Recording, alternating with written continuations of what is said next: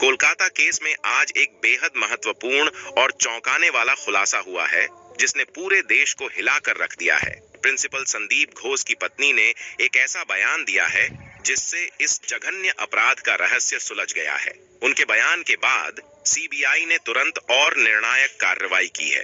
CBI ने ऐलान किया है कि अब वे सबूत इकट्ठा करने की बजाय सीधे संदिग्धों की गिरफ्तारी करेंगे। संदीप घोष की पत्नी ने खुलासा किया कि डॉक्टर बिटिया के साथ किए गए अत्याचारों की भयावहता का खुलासा हुआ है।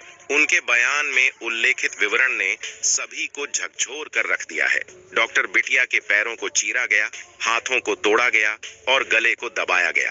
यह खबर सुनने के बाद हर व्यक्ति के दिल को गहरा धक्का लगा है। सीबीआई की इस नई दिशा निर्देश के बाद यह मामला अब एक निर्णायक मोड़ पर पहुंच गया है। आज आपको एक ऐसा खुलासा जानने को मिलेगा जो पहले कभी नहीं सुना होगा। हाल ही में हुए खुलासे ने यह स्पष्ट कर दिया है कि बिटिया रानी के साथ हुई जघन्य घटनाएं सेमिनार हॉल में नहीं हुई थीं। जी हां, यह खुलासा यह बताता है कि सेमिनार हॉल केवल एक बहाना था जो इस पूरे कांड को छुपाने के लिए इस्तेमाल किया गया। जानकारी के अनुसार सीबीआई को एक महत्वपूर्ण सबूत और सीसीटीवी फुटेज प्राप्त हुआ है। यह फुटेज इस बात को दर्शाता है कि बिटिया रानी के साथ जो कुछ भी हुआ वह सेमिनार हॉल के भीतर नहीं हुआ था।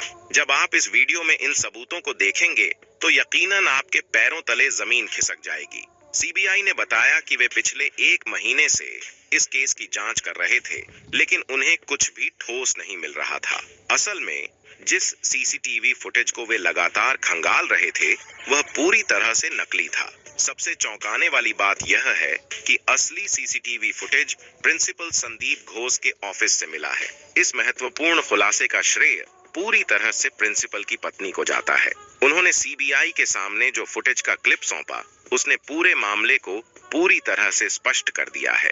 अब केस का सच पूरी तरह से उजागर हो गया है और हर बात की सच्चाई सामने आ चुकी है।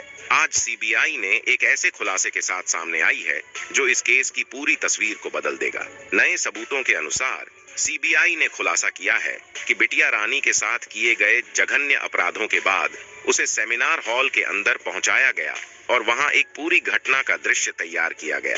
अब सवाल यह उठता है कि इस केस में कितने लोग शामिल थे और कैसे यह पूरा दृश्य तैयार किया गया। सीबीआई ने बताया है कि संजय रॉय जैसे एक अलग व्यक्ति को इस पूरे घटनाक्रम का हिस्सा बनाकर पेश किया गया।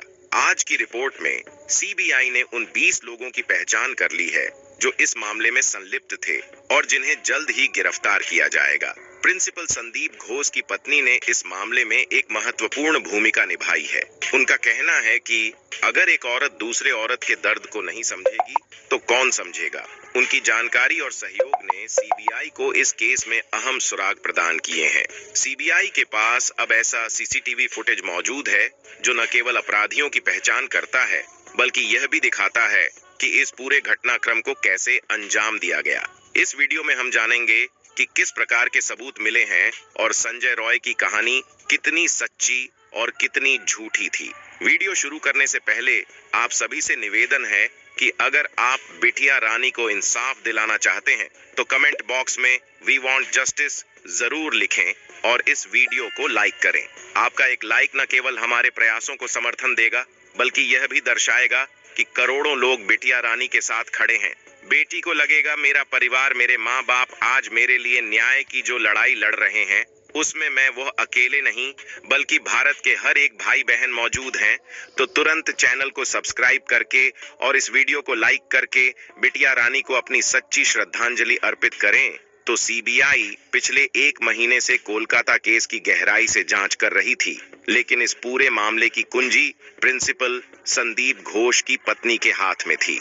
उन्होंने हाल ही में खुलासा किया है कि उनके पास एक अत्यंत महत्वपूर्ण सीसीटीवी फुटेज है जो पूरे केस को पूरी तरह से स्पष्ट कर देगा।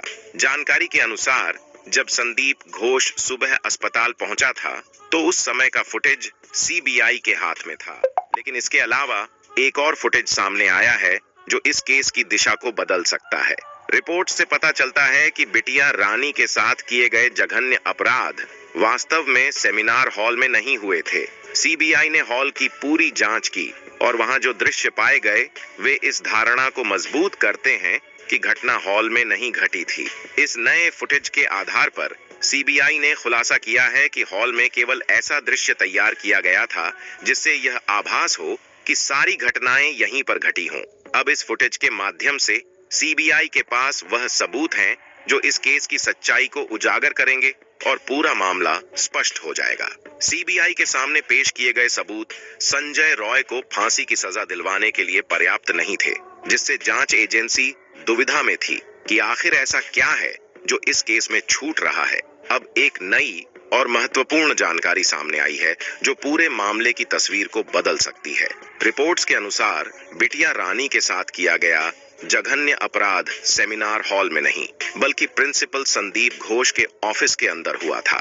जैसे ही यह अपराध ऑफिस के अंदर हुआ, बिटिया रानी को तुरंत खींचकर सेमिनार हॉल में ले जाया गया। वहां एक जानबूझकर तैयार किया गया दृश्य स्थापित किया गया ताकि यह प्रतीत हो कि सारी घटनाएं हॉल में घटी हों। ऑफिस को पूरी तरह से धोने और साफ करने के लिए पानी, फिनाइल और अन्य केमिकल्स का इस्तेमाल किया गया। पूरी रात इसे अच्छे से धोया गया और फिर सेमिनार हॉल में एक नकली दृश्य तैयार किया गया, जैसे एक फिल्म की सेटिंग होती है। संदीप घोष ने संजय रॉय को इन जघन्य कार्यों को अंजाम देने के लिए प्रेरित किया, जिसमें बिटिया रानी को पीटना, उसके अंगों को तोड़ना और अन्य अमानवीय कृत्य शामिल थे। संजय रॉय को इन कार्यों का अभ्यास कराया गया ताकि वह जांच के दौरान सही विवरण दे सके। इसके बाद जब सीबीआई ने जांच की तो उन्हें संजय रॉय के कथनों के आधार पर यह सत्यापन प्राप्त हुआ कि हाँ, यह सब कार्य सही तरीके से किए गए थे। संदीप घोष ने इस केस के पोस्टमार्टम रिपोर्ट आने से पहले ही दुनिया को यह बताने का प्रयास किया कि यह एक आत्महत्या का मामला है ताकि मामले की सच्चाई को छुपाया जा सके। इस तरह से पूरे मामले को गढ़ने और सच्चाई को छुपाने की एक पूरी योजना बनाई गई थी। हालिया खुलासों ने इस मामले की गंभीरता को और बढ़ा दिया है।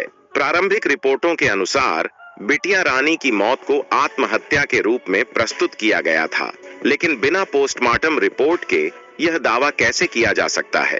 प्रारंभिक संकेतों से ही यह स्पष्ट था कि यह घटना आत्महत्या की नहीं बल्कि एक संगठित अपराध की थी। यह हत्या की एक सुनियोजित साजिश का परिणाम प्रतीत होती है, जिसे आत्महत्या का रूप देने की कोशिश की गई। जब यह केस सामने आया तो इसे दबाने की हर संभव कोशिश की गई।